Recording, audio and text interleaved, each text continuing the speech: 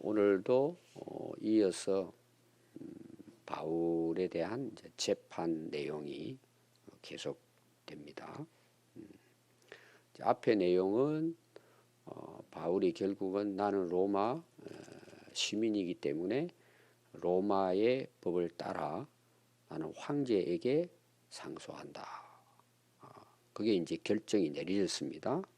앞의 내용에 보면. 그래서 베스도가 그거를 알고는 베스도가 오늘 이 25장 그 13절 읽었는데 이제 25장 1절에 보면 그 바울에 대한 이야기를 이제 벨릭스를 통해서 이제 알게 됩니다. 근데 이제 예루살렘을 베스도가 올라가는데 가이사랴에서 거기 또 사람들이 바울에 대해서 고소를 하게 됩니다. 그래서 고소하는 목적이 매복해 있다가 바울이 예루살렘으로 오면 죽이려고 하는 그런 계획을 가지고 이야기를 합니다. 그랬을 때 이제 앞에 우리가 12절까지 내용을 보면은 그 바울이 이제 가이사에게 황제에게 상소한 고로 내보내 주질 않죠. 그래서 시간이 오래 좀 지납니다. 오늘 이제 말씀에 이어서 보면 13절에 수일 후에 시간이 얼마 지났는데 아그리빠 왕과 버니게라는 두 사람이 베스도에게 찾아옵니다. 자, 이게 이제 왜 이러느냐 하면 자, 이스라엘의 왕이 아그리빠 2세입니다. 그때 당시 버니게는 남매예요. 이 이야기 하려면 굉장히 복잡한 어떻게 보면은 그 왕가의 그 불륜의 내용입니다. 이 내용이 보면은 그래서 왕과 버니게가 함께 베스도 총독을 문안하기 위해서 가이사랴로 왔습니다. 자, 이 버니게는 로마의 총독입니다. 그럼 우리가 이제 나라로 보면은 이제 우리나라를 한번 생각해 봅시다. 우리나라도 그런 강점기가 있으니까 일본의 총독이 높아요. 대한민국의 임금이 높아요. 왕이 훨씬 높죠. 한 나라에. 이게 이제 그 당시 정치적인 배경이에요. 총독부가 가이사랴에 있습니다. 가이사랴에. 그리고 이제 유대 나라의 그 왕이라든지 또 대제사장은 예루살렘이 수도예요. 예루살렘에서 아그리빠 왕이 베니게를 문안하기 위해서 가이사랴로 온 거예요. 여러분 이해가 되시죠? 참 이게 이제 이스라엘의 불운이죠. 참 불행한 거죠. 왕이 한 나라의 왕이 베스도 총독 다시 부임했다고 인사로 온 거예요. 벨릭스 이후로. 그 뭐 중요한 건 아니지만 그래도 배경을 알 수 있는 부분입니다.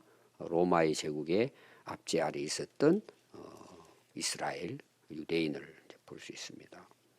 그럼 왜 이제 왕이 총독에게 찾아왔을까요?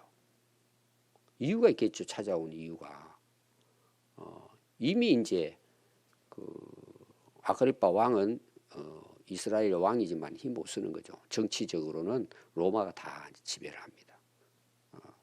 그럼 뭐 여기는 자존심도 없어요. 왕이 살아남아야 되잖아요. 잘 보여야 되는 총독에게. 또 그 자리에 오래 있으려면 이런 이제 정치적인 배경이 있다는 걸 여러분 아시면 됩니다. 근데 왔어요. 자, 보통 우리가 문안하러 오면 어때요? 잘 왔습니까? 인사하고 돌아가야 맞죠. 근데 거기 며칠을 지냅니다. 그 안에 여러 가지 일들이 있었겠죠. 뭐 정치적인 것도 있겠지만 여러 가지로. 그래서 여러 날 있는 중에 총독 베스도가 14절이죠. 바울의 일로 왕에게 이야기를 합니다. 어떻게 보면 안 해도 될 이야기일지도 몰라요. 왜냐하면 이미 재판이 끝났죠. 앞에서 이제 황제에게 보내면 끝나요. 베스도는 그렇게 이제 결론이 났기 때문에. 근데 물어봅니다. 왕에게 바울의 일로 왕에게 물어봐요. 내가 여기 부임해 오니까 벨릭스가 전 총독이 한 사람을 감옥에 넣어놨다. 이게 아직도 풀리지 않고 뭐 이런 이제 로마까지 가게 될 이런 여러 가지 이야기들을 이제 합니다. 그래서 내가 예루살렘에 앞에 보면은 부임한 지 3일 만에 예루살렘에 갔다 이렇게 나오죠. 그 이야기입니다. 예루살렘에 내가 갔을 때 유대인 대제사장들 장로들이 그를 고소를 했다.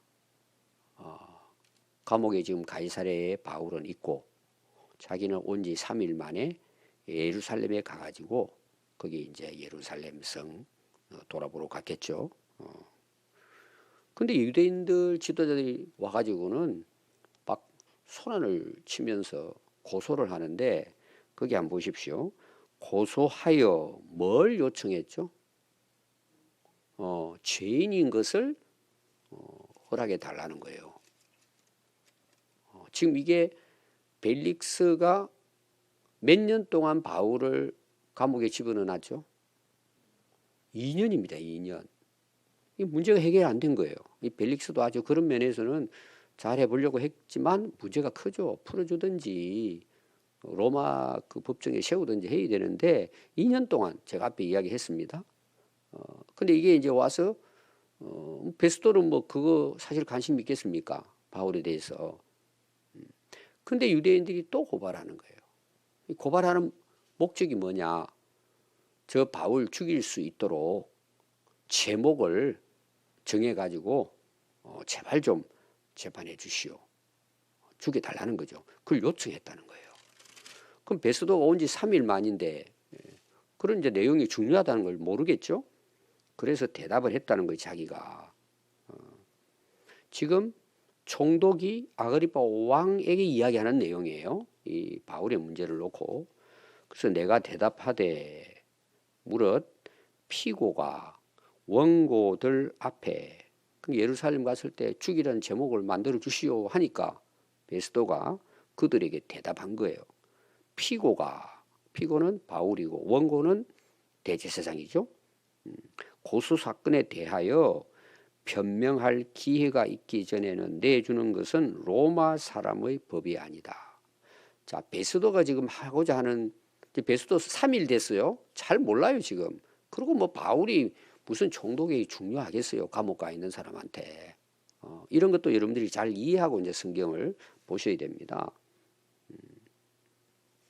갑자기 죽여달라고 하니 베스도가 당연히 해야 될 말이 뭐예요? 아니 법정에 세워가지고 그것도 뭐 감옥을 1년 넣어둘 거냐 10년을 둘 거냐 이게 죽여달라는 거예요. 이 뜬금없는 이야기잖아요. 그 총독 입장에서는 사람이 죽고 사는 문제인데 그러면은 법이 있으니까 피고와 원고가 재판을 해서 법을 따라서 해야지 막무가내로 사람 죽여달라고 하면 되냐. 이건 이제 아그리파 왕에게 이야기합니다. 그래서 피고가 얼마나 억울하겠냐. 변명할 기회를 줘야 된다. 그래서 그들이 나와 함께 여기 오매 가이사라로 따라온 거예요 또. 그래서 다음 날 바로 재판을 합니다. 지금 이제 베스도는 온 지 얼마 안 되고 바쁘죠. 그러니까 빨리 처리하려고 다음 날에 이제 재판을 엽니다. 그 사람들은 여기까지 따라온 거예요 또 가이사랴까지. 그게 한 제가 여기서 전주보다 약간 멀다고 이야기했죠. 그래서 원고들이 서서 이 재판 고소한 자들이 내가 짐작하던 것 같이 그랬어요. 베스도가 벌써 뭐 총독 정도면 상당히 돌아가지 않겠어요 머리가. 악행의 혐의는 하나도 제시하지 아니하고 원고들이 오직 이게 중요합니다 여러분. 19절이 중요해요. 자기들의 종교. 그럼 자기들의 종교는 뭐죠? 유대교겠죠. 이스라엘. 또는 예수라 하는 이가 죽은 것을 살아있다고 바울이 주장하는 그 일에 관한 문제로 고발하는 것뿐이라는 거예요. 다시 말하면 그 나라 법에서 저촉될 만한 게 하나도 없다는 거예요. 그들의 종교, 그들이면 오늘 말하면 이제 그들이 가지고 있는 종교의 그 종교의 중요한 내용이 뭐라고요? 예수라는 사람이 죽었는데 살아나서 지금 살아있다고 바울이 그걸 계속 주장한다는 거예요. 이게 이제 오늘 핵심입니다. 어떤 면에서는 뭐 끝까지 가는 내용이라고 볼 수 있어요. 그래서 총독이 이 일에 대하여 어떻게 심리하는지를 몰라 바울에게 물었어요. 너 그들이 예루살렘으로 이제 보내가지고 재판하게 해달라 했기 때문에 예루살렘에 올라가서 이 일의 신문을 받으려고 하느냐 물어봤어요. 그랬더니 바울이 황제의, 자, 황제라는 말은 그 당시 가이사라는 말과 같다 이야기했죠. 여기서는 이제 황제라고 나오죠. 판결을 받도록 자기를 지켜주기를 호소했다. 내가 그래서 당연히 피고가 상소를 했고 또 로마 시민권을 갖고 있기 때문에 얼마든지 가능한 이야기예요. 그를 가이사에게 보내기까지 잘 지켜서 함부로 바울을 해하지 못하도록 하라고 명령했다.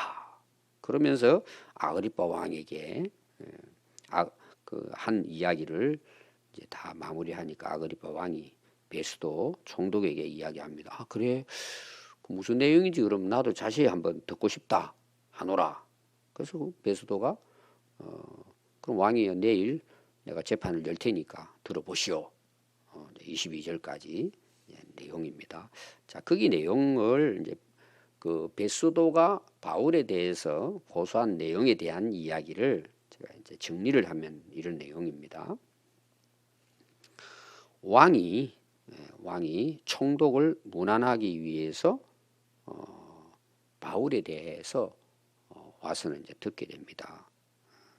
근데 그 듣는 내용이 뭐냐면 첫 번째가 유대 지도자들이 고소하고 나에게 정죄를 요구했다. 이게 첫 번째 내용이죠. 두 번째는 피고에게는 변명할 기회를 줘야 한다. 세 번째, 이것은 로마의 법이다. 법 절차대로 해야 한다. 네 번째는 그걸 자기가 확인을 해보니까 악행한 혐의를 증거할 수가 없다. 그리고 그들은 고발을 하는데 증거를 제시하지 못한다. 그 왜 증거를 제시하지 못하죠? 사실이 아니기 때문에. 근데 제시할 수도 있겠죠. 그럼 그 다 증인들이 무슨 증인들이에요? 다 거짓 증인들이에요. 제시하지 못한다. 이유가 딱 하나라는 거예요. 그들의 종교인, 그 당시 이제 로마가 그 지역의 종교는 건들지 않았어요. 자유를 줬습니다. 종교에 대한 것은. 왜냐하면 그들에게 중요한 뭐예요? 정치적인 문제예요. 어떻게 보면 참 또 이런 면에서는 로마가 제국이지만 상당히인데 그 유연했다고도 볼 수가 있겠죠. 딱 한 가지인데 예수가 죽었는데 부활했다고 자꾸 전하고 다닌다는 거예요. 부활의 문제다. 그리고 바울은 이제 가이사에 가서 재판을 마지막 받겠다고 상소를 했다. 이런 내용입니다. 자, 중요한 게 뭐죠? 계속해서 세 번의 고소를 당했죠. 제가 어제도 그 앞에도 계속 이야기했습니다. 계속해서 유대인들이 바울을 죽이려고 하는 거예요. 세 번에 걸쳐서 한 번 정도면 해도 굉장하잖아요. 그럼 왜 유대인들이 이렇게 계속해서 하여튼 바울을 죽일 때까지 왜 끈질기게 이렇게 제가 21장부터 계속해서 고발의 문제라고 이야기했죠. 바울에 대한.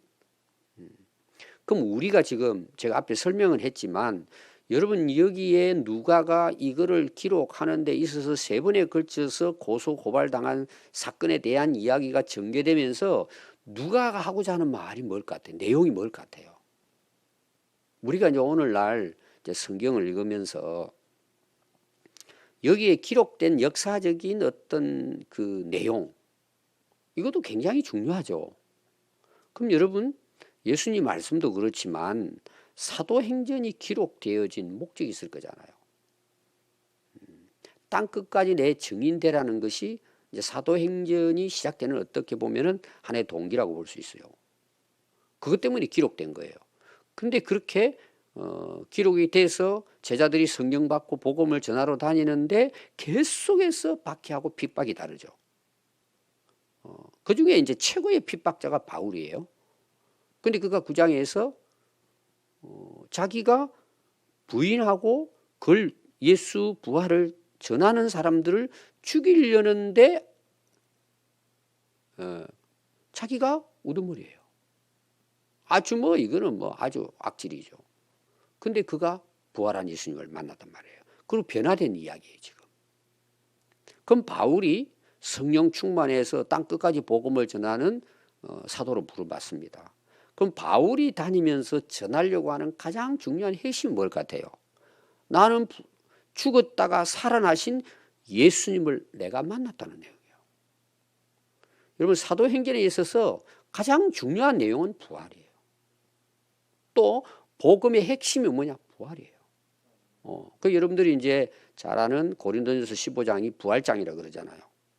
처음부터 끝까지 부활에 대한 겁니다. 그래서 뒷부분에 가서 이야기하자면 바울이 부활이 없다면 우리 믿음은 헛것이다. 다시 말하면 믿을 이유가 아무것도 없는 거예요. 이 복음의 핵심이 부활이에요. 그럼 누가가 이렇게 세 번의 고발한 내용을 계속해서 또 왜 기록했냐는 문제예요, 여러분. 이거 어떻게 보면은 그냥 그런 거 빼버리고 로마까지 가가지고 복음 전하 돌아갔다 이렇게 하면 되잖아요. 이 세 번의 고발된 것을 계속 지금 기록해서 28장까지 간단 말이에요. 이건 왜 이럴 것 같아요? 이게 누가의 의도예요. 예수님의 부활은 실제적이고 역사적 사건이라는 거예요. 더 쉽게 말하면은 이들은 부활 때문에 죽이려고 하는데 그 죽이려고 하는 그 증거를 제시할 수 있어요, 없어요? 없어요. 혐의가 없어요. 단지 뭐예요? 부활을 전했다는 거 외에는. 그러면 여러분 로마의 법정에서 예를 들어서 베스도가 총독인데 자기들이 믿는 그 종교에 그들의 입장에서는 교주겠죠. 교주를 추종하는 건 자기 마음대로지. 그게 무슨 법적으로 해가지고 그것도 또 뭐예요? 사형에 행할 수 있냐? 이거 지금 말이 안 되는 거단 말이에요. 그 사람 입장에서는. 그리고 바리새인들 그들 특히 유대의 지도자들은요, 그 사두개인도 그렇고, 아니 자기들이 법에서도 재판을 하면은 증거를 제시해야 되잖아요. 증거를 해야 법이 이게 될 텐데 아무 증거도 없이 죽이려는 이 참 말이 안 되는 거잖아요. 근데 그 바울이 예수님이 죽었다가 다시 살아나셨다는 것을 바울은 증거할 수 있어요, 없어요? 내가 증인인 거예요. 내가 본 거예요. 그 내용을 이야기하는 거예요, 지금. 뒤에 또 나옵니다. 또 이제 아그리빠 왕 앞에서 예수님 만난 부활 사건을 또 증거합니다, 뒤에. 자기가 예수님 만났고 앞에서도 자기가 벨릭스 앞에 부활한 예수님을 만났다고 하니까 그 부부가 와서 이야기해 달라 그랬죠. 또 지금 베스도가 와가지고 아그리빠 왕 앞에서 또 예수님을 만난 간증을 또 합니다, 이것이. 그럼 여러분 그 누가가 이걸 기록하려고 하는 의도는 확실해요. 부활은 확실한 역사적인 사실이라는 거예요. 뒤에 이름 그 바울도 나오잖아요. 자, 누가 예수님 부활을 봤어요? 바울 혼자가 아니에요. 바울은 핍박하는 자예요. 제자들 다 봤죠? 500여 성도들이 예배드리면서 부활의 예수님 만났어요. 그리고 마지막에 만삭되지 못한 나도 만났다는 내용이에요. 이게 지금 강조점입니다. 그래서 이제 다음 날 아그리빠 왕 앞에 이제 바울이 이제 나갑니다. 23절부터 27절이에요. 이튿날 아그리빠 버니게가 크게 위험을 갖추고 와서 천부장들 시중에 높은 사람들과 함께 재판 장소에 들어가서 베스도가 바울을 데리고 나옵니다. 자, 거기 보면은 왕과 버니게가 크게 위험을 갖추고 그랬어요. 이거는 여러분들 옛날에 우리나라 이제 왕 행차한다. 또 대통령이 군산에 내려온다. 그럼 혼자 그냥 타고 와요? 저도 이제 군 생활을 했기 때문에 왕이 움직이잖아요. 그럼 그게 하루아침에 스케줄이 아닙니다. 특별한 경우가 아닌 거는 전부 다 스케줄을 다 짜져 있습니다. 몇 시에 일어나가지고 회의는 뭘 하고 누구를 만나고 어느 지역가, 이거는 뭐 거의 한두 달 전에 다 일정이 잡혀 있습니다. 그럼 예를 들어서 대통령이 군산을 오잖아요. 거의 일주일 전부터는요, 특공대원들이 전부 다 배치됩니다. 특히 이제 옛날에는 이제 차를 타고 왔잖아요. 옛날에는 뭐 임금이 행차하고 할 때는 어디 뭐 헬기를 타고 그래요. 대통령이 헬기를 타면은 그냥 혼자 타고 오는 게 아닙니다. 전 이쪽 지역이 비상이에요. 항공망부터 시작해가지고 그 옛날 같은 경우에는 지뢰까지 탐지를 다 했어요. 박정희 정권 이럴 때는 왕이 움직인다는 대단한 거예요. 지금은 이제 뭐 다르지만 그 당시는 뭐 어마어마한 거예요. 그리고 왕 여러분 행차하는 거 봤잖아요. 머리에 뭐 쓰고 마차에다가 앞에 막 그 칼, 총, 그 창 들고 막 야단이잖아요. 그리고 왕이 크름하게 막 삐까삐까하는 왕복을 입고는, 그러면 백성들이 뭐예요? 쳐다보면 안 돼요. 고개를 숙이고 막. 왕도 사람이죠. 그럼 왜 그렇게 막 자기를 과시하면서 왕복을 입고 막 어마어마하게 위험을 갖추고 재판장 앞에 나왔을 것 같아요? 이 완전히 기죽이는 거예요.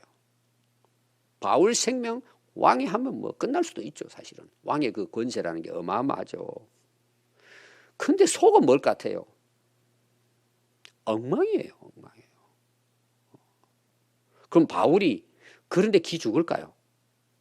하나님을 믿는 부활하신 예수님을 만난 바울이, 왕이 그렇게 와서 쉽게 막 압박을 가하는 거죠. 막 의리야 이렇게 사람 매가지고 바울 혼자예요. 다 죽이라 그러고 자기 도와줄 사람은 아무도 없어요. 그럼 바울이 기죽을까요? 아이고 잘못했습니다. 부활은 내가 헛거 본 것 같습니다. 살아나려고 하는 게 인간의 마음이죠. 그리고 우리가 바울의 여러 가지 참 훌륭한 부분이 있지만, 왕이 오든 로마의 황제가 오든 바울은 뭐예요? 목적이 있어요. 여러분 뭘 것 같아요? 예수님은 부활하시고 여기 나와 함께 하십니다. 왕 같은 거 두렵지도 않은 거죠. 제가 이제 몇 주 전에 두려워 말라는 설교했잖아요. 여러분 그게 그냥 되는 게 사실 아닙니다. 하나님을 믿을 때 가능한 거예요. 우리가 당당할 수 있는 것은 용기가 아닙니다. 믿음이에요. 이게 바울에게 우리가 배워야 할 부분이에요. 그럼 왜 이럴까요? 만났잖아요, 예수님을. 왜 우리가 오늘 세상 살아가면서 세상에서 당당하지 못하고 권력 앞에서나 사람 앞에서 왜 기가 죽어요? 풍랑 앞에서 왜 우리가 두려워하고 죽겠다고 이야기해요? 믿음의 문제예요, 여러분. 내가 진짜 하나님을 믿고 부활하신 예수님을 내가 만났다고 생각해 보십시오. 왕이 어디 있어요? 왕도 한갓 인간인데, 그리고 막 이렇게 아주 가시하면서 막 어마어마하게 군사들 일극으로 와도 눈껍질 안 하는 거예요. 바울이 그런 바울입니다. 그렇게 해서 한번 협박하려고 지금 생각했을지도 몰라요. 그 베스도가 이야기합니다. 아그리빠 왕과 여기 같이 있는 여러분이, 당신들이 보는 이 사람은 유대의 모든 무리가 크게 외치되 죽여라, 살려주면 안 된다. 예루살렘에 와서 여기까지 청혼을 했다. 내가 살필 건데 죽을 죄를 범한 일이 없다는 거예요, 베스도가. 왜? 베스도는 잘 몰라요, 상황을. 법대로 이야기하는 거예요. 그러나 그가 황제에게 상소한 거로 보내기로 결정했다. 자, 이게 중요해요. 문제가 뭐냐? 그러면 황제에게 상소문을 만들어서 이런 죄가 있으니까 재판해 주시오 하는데 상소할 자료가 없다는 거예요. 왜? 그들이 제시한 게 아무것도 없기 때문에. 이게 말이 됩니까? 그래서 왕 앞에 세웠습니다. 왕이요, 이번 계기에 제목도 밝히지 않고 제수를 황제에게 보내면은 이게 말이 됩니까? 황제가 받겠습니까? 왕이 좀 잘 살펴서 그 죄로 있을 만한 거 좀 구해 주시오. 한번 들어보고. 이런 내용이죠. 여기에서 딱 끝납니다. 그리고 이제 26장부터 이 왕 앞에서와의 재판이 시작되는 내용이에요. 자, 결론이 뭐냐 하면은, 그들은 제시할 증거도 없으면서 죽이라는 거예요. 그럼 유대인들은 뭘 믿고 뭘 지키는 사람이에요? 하나님 여호와를 믿고 그분의 율법과 명령을 따라 살아가는 사람들이잖아요. 거기에 대한 열심이에요. 그러면서 이들은 지금 무슨 문제가 있을까요? 계명을 어기고 있다는 내용이에요. 여러분, 계명에서 살인하지 말라는 게 몇 계명이에요? 6계명이에요. 부모를 공경하라. 다음에 바로 나오는 게 살인하지 말라는 거예요. 이들은 지금 살인할 이유가 없는데 죽이는 거예요. 이게 오늘로 말하는 내로남불이에요. 그래서 유대인의 삶이 뭐예요? 내로남불이에요. 자기들 하는 건 괜찮고 남은 죽이는 거예요. 율법을 이야기하면서 그들은 율법을 범하는 거예요. 오늘 우리 그리스도인들이 들어봐야 할 말씀이에요. 우리는 막 이야기는 하는데 내가 안 지키는 거예요. 오늘 제가 크게 두 가지 이야기했습니다. 부활에 대한 사실은 목적이 저는 그거라고 봐요. 기록. 또 하나 유대인들의 내로남불. 자기는 법을 어기면서 법을 집행해서 죽이려고 하는 것. 오늘 우리가 이 세상을 살아가면서 우리 그리스도인들이 어떻게 살아야 될 것인가. 부활의 정인으로 우리가 먼저 말씀대로 살아야 이 시대가 변화됩니다. 하나님이 그곳에 역사하시는 거기 때문입니다. 기도하겠습니다.